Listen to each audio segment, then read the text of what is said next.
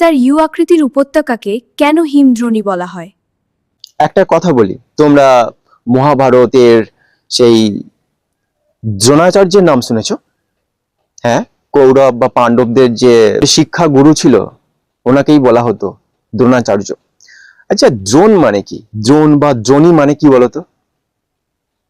একদম ঠিক। মানে হাঁড়ির মতো দেখতে কোনো পাত্র বা কলসির মতো দেখতে কোনো পাত্রকেই বলা হতো দ্রোণ বা দ্রোণী।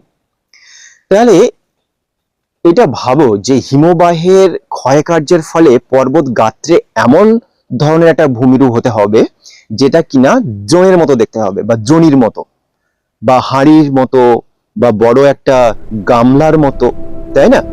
তো এই ধরনের ভূমিরূপকেই আমরা বলবো। তো দেখো, এই যে পার্বত্য অঞ্চলের পর্বত গাত্রে